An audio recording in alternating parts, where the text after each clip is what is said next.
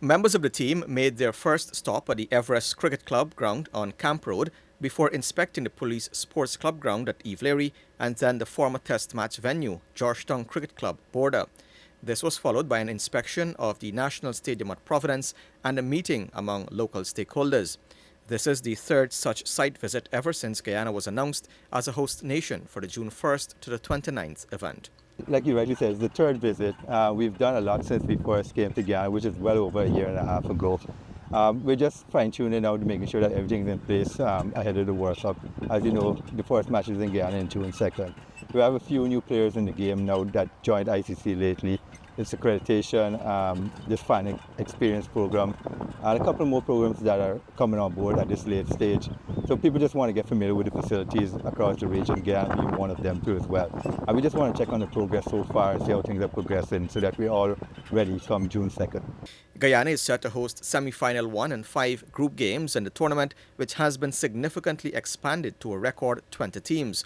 Those teams are divided into 4 groups of 5, with the top 2 teams from each group progressing to the Super 8 stage. A total of 55 matches will be played in the World Cup, which is being co-hosted by the West Indies and the USA. According to Baksh, the region is generally prepared for the hosting of matches come June, with the current focus being the readiness of playing surfaces. I think our primary focus right now is making sure that the pitch and our fields are up to the expectations of our players. You know, this is a massive tournament. The T20 World Cup is arguably probably the biggest cricket tournament that's going to happen. This tournament especially is going to be massive because of the number of players and the number of teams that will be in the region. So we want to make sure that the facilities, especially the pitch and our field, meets their expectation.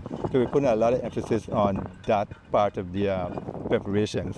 And things are progressing really nice. At the Everest Cricket Club, we have green grass, and some of the facilities where we traditionally don't have that kind of coverage. You know, it's looking good for this tournament. And we recently did a curated workshop, as you know as well, just to make sure that the pitch and outfield is not going to be easy to come this tournament. So to answer your question briefly, yeah, things are progressing very nicely. As the tournament draws closer, different aspects of preparation will come to life, among them a series of promotional activities to generate interest among the populace. I think come May 1, when the venues are turned over to ICC for the tournament, you'll see a lot of branding happening. You'll see a lot of the suppliers coming in and setting up for the tournaments. You'll see our fan experience program kicking into high gear. We want to make this tournament an experience not only on the field, but outside of the facilities as well. So we want to make sure that the airports welcome all the guests and the players and the tourists that will be coming to our country for this tournament. We want to make sure that the roadways are lined with World Cup branding, the hotels are.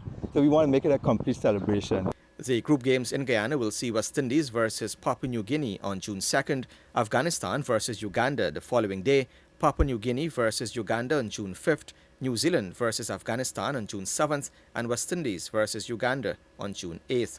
Semi-final 1 will also be played in Guyana on June 26th. The other semi-final is fixed for Trinidad and Tobago on June 27th, with the final 2 days later at the Kensington Oval in Barbados. Reporting for Newsroom, I'm Avenash Ramzan.